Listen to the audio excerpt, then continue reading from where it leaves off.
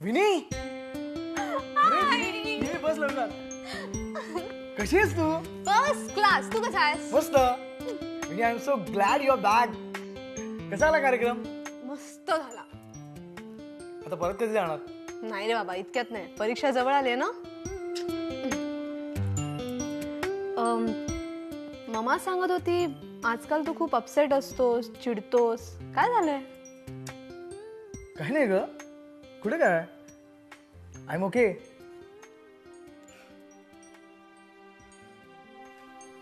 मामा, माहितीये ना तुला, काही नसलं तरी उगाच 17 वेळा विचारत बसते काय झालंय काय झालंय. मग आम्ही भांडतो.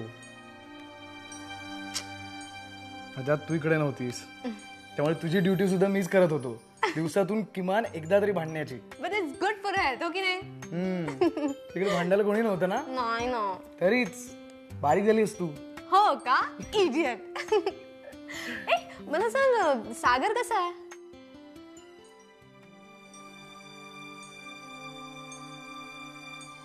काय माहित. आय मीन बरा असेल. म्हणजे मी तुला माहितीये, सागर आजकाल वेळेच्या आधी घरी येतो. Shut up. त्याला काय झाले काय माहित. स्वतःच्याच रूम मध्ये असतो, कोणाला उद्धटासारखं उलटून बोलत नाही. No night parties, nothing. I don't believe this. You have to see it to believe it. तरी काकूची तक्रार आहे की सागर असा का वागतोय. काय सांगतोयस? हो ना. किंवा मे बी असं असेल की आपल्या आयांमध्येच काहीतरी बदल झालाय. म्हणजे आता बघ ना, शालिनी काकूला असं वाटतंय की सागर काहीतरी विचित्रपणे वागतोय, आणि मामाला वाटतंय की मी. बापरे, खूपच डिफिकल्ट सिच्युएशन आहे. मामाने तुला इतकं सगळं सांगितलं, पण माझ्या वागण्याचं तिच्या मते काय कारण आहे ते नाही वाटतं सांगितलं. नाही, काय कारण आहे? तिलाच विचार ना. नाहीतरी दिवसातून 3-4 वेळा तरी टॉन्ट करत असते मला. ओके यार, ओके. अरे, तुझी लेडी लव्ह कशी आहे? चिडू नको रे बाबा, मी मजेत विचारलं.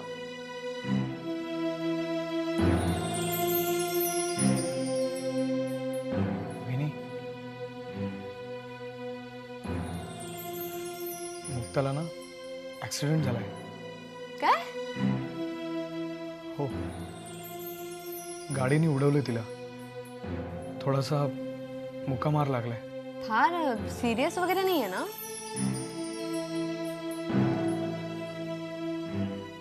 नाही. मग जाऊ दे. उगाच कशा टेन्शन घेतोस? हा, मला तुला काय विचारायचं होतं की ती निकिता आंटीची ज्योती आहे ना, ती कशी वाटली तुला? कशी वाटली म्हणजे? कशी वाटली म्हणजे कशी वाटली? ओके. गुड. मला वाटलं तू बोर झाला असशील.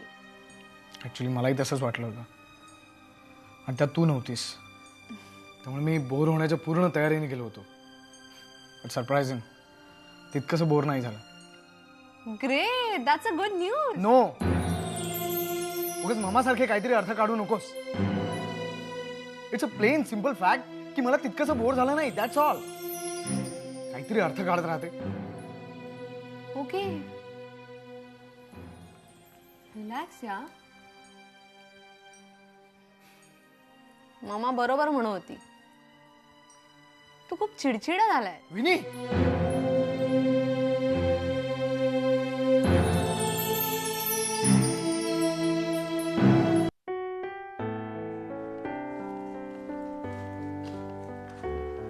कॉफी.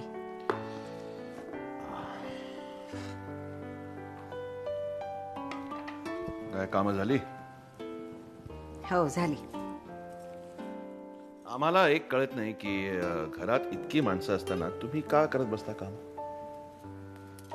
आता सवयच लागली. काहीतरी काम केल्याशिवाय चैनच पडत नाही. बरोबर आहे.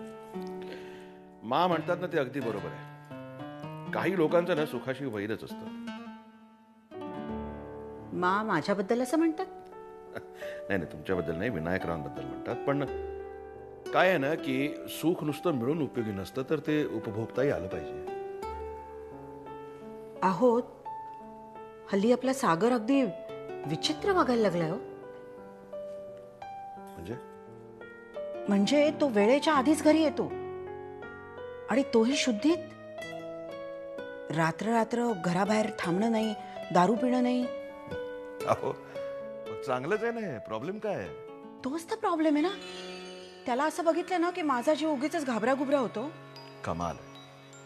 तो जेव्हा व्यवस्थित वागत नव्हता तेव्हाही तुम्हाला असंच वाटत होतं, आणि आता व्यवस्थित वागतोय तरी तुम्हाला तसंच वाटतंय? नाही म्हणजे तो असा वागला ना की मला असं वाटतं की त्याच्या या चांगल्या वागण्यामागे चोर तर लपला नाही. म्हणजे तुम्हाला माहितीये का की लहानपणी सागर काय करायचा, बाहेर मारामारी करून आला ना की घरी अचानक चांगलं वागायला लागायचं. मला तर बाई भीतीच वाटते. तुम्हाला कशाची भीती वाटत नाही हे सांगा.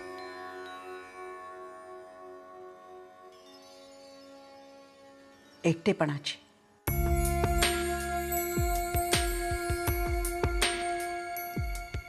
मला तुम्हाला काही सांगायचंय.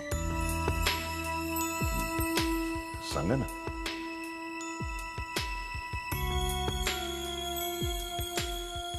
मला माहितीये की मी तुमच्या आड येतेय. आड? आड म्हणजे? मला माहितीये की मी तुमच्या योग्य नाहीये. हे पहा, मला माहितीये की माझ्यामुळे तुम्ही तुमच्या पसंतीच्या व्यक्तीबरोबर नाही राहू शकत.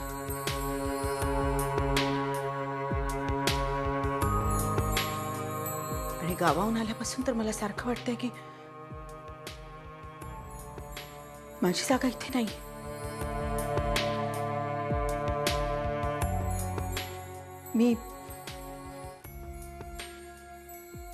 मी तुमच्यापासून लांब तिकडे गावाकडेच बरी आहे. म्हणूनच विनायकरावांना भेटला होता.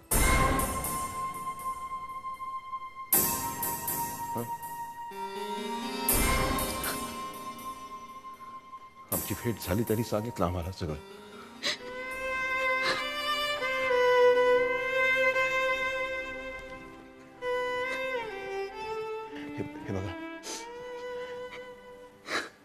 हे बघा, तुमची जागा इथे आहे, इथे आमच्या जवळ. आम्हाला खूप गरज आहे तुमची. विश्वास ठेवा आमच्यावर.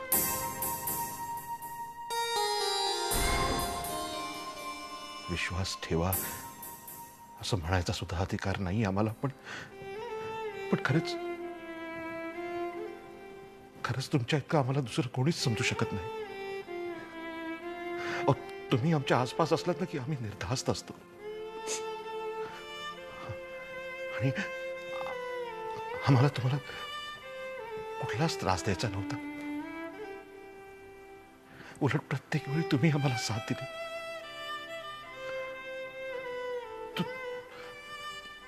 तुम्हाला एकटेपणाची भीती वाटत नाही, आम्हाला वाटते.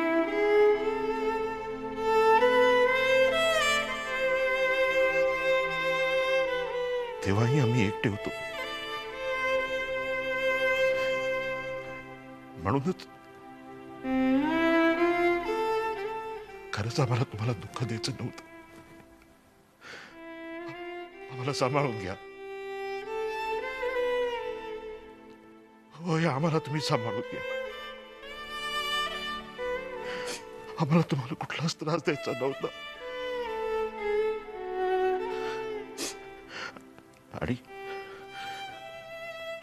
आणि यापुढे आम्हाला सोडून द्यायचा विचार सुद्धा मनात आणू नका. कळलं?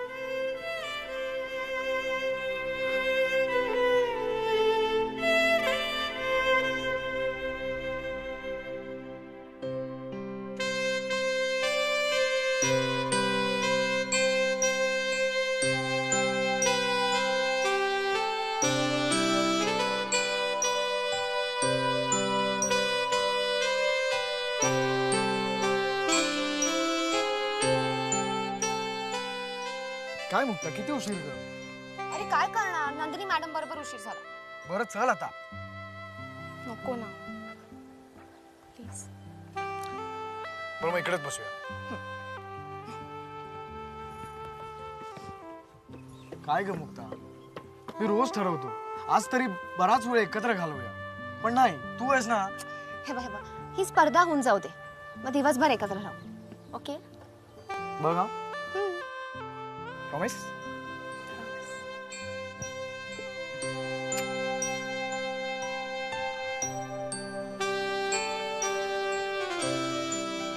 इतक्यातच हात सोडवतेस.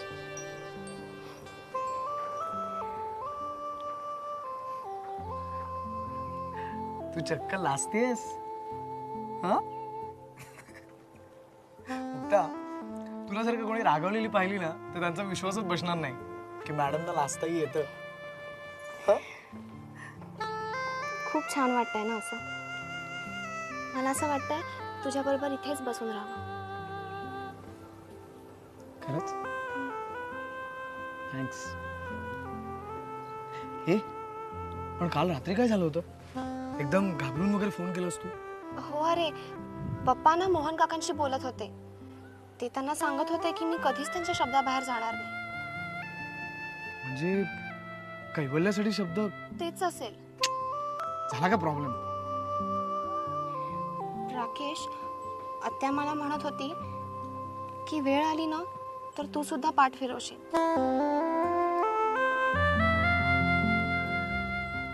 तुलाही असं वाटतं. अरे ती म्हणाली तेव्हा वाटलं असं क्षणभर, पण तुला भेटले ना की सगळं खोटं वाटतं. खरंच. आणि काय म्हणाली तुझी आत्या. ती म्हणाली की हे सगळं इथेच थांबव. आत्याला आवडत नाही का मी. अरे तू आवडण्याचा प्रश्नच नाहीये. मम्मा विनी हे कसे आहेत ते तिला माहितीये, आणि त्यांना मी आवडत नाही हेही माहितीये, पण तिला काळजी वाटते बास. एनिथिंग. पण आजकाल मला तुमच्याकडे यायला खूप नर्वस वाटतं. अगं पण का.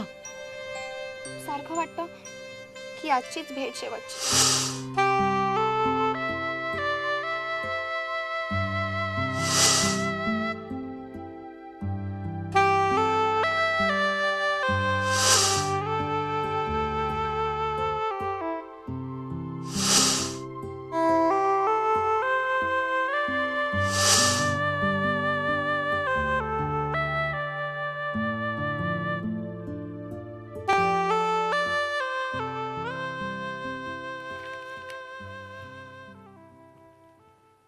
अहो थोडं बोलायचंय. काय ग बाई, डिव्होर्स वगैरे देत नाहीयेस ना मला. Diwakar, okay okay okay okay बरं बोल बोल काय ग. दिवाकर, सागर आणि विनी काही लग्नाचं नाव काढत नाहीयेत. बरं मग. आणि आपला राकेश म्हणतोय की MBA करण्यासाठी अब्रॉड जायचं. मला असं वाटतं की राकेश अब्रॉड जाण्याआधी आपण त्याची एंगेजमेंट करायला हवी. एवढी काय घाई झाली तुला. आहे, घाई आहे. कम ऑन मेघना, हे बघ त्याला त्याचं शिक्षण तरी पूर्ण करू दे आधी. का तुला भीती वाटते तू एखादी विदेशी मेम घेऊन येईल म्हणून. विदेशी मे म्हणले तर एक वेळ चालेल, पण देशी नमुना नकोय. म्हणजे काय. म्हणजे दिवाकर, तुमचा मुलगा आपल्या आश्रिताच्या मुलीवर भाळलाय.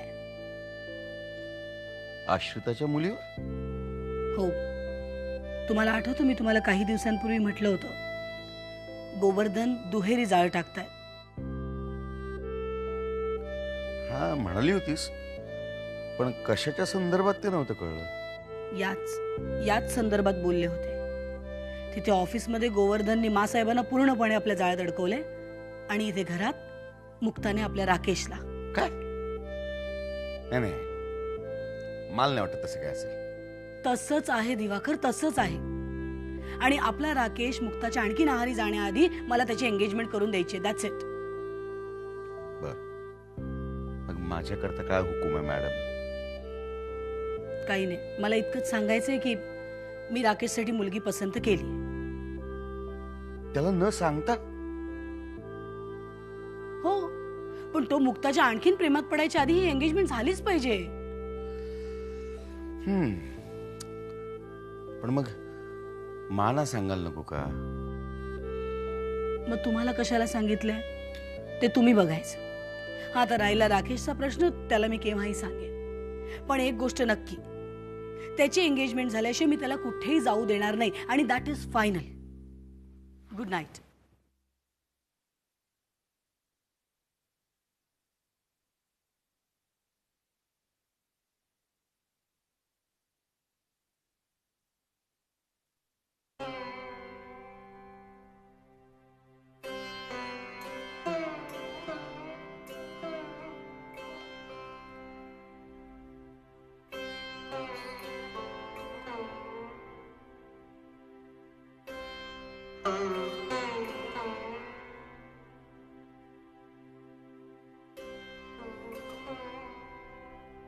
गोवर्धन, नाही सगळं ठीक आहे.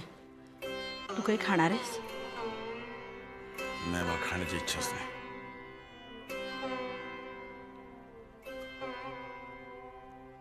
प्लीज जरा ती खिडकी उघड.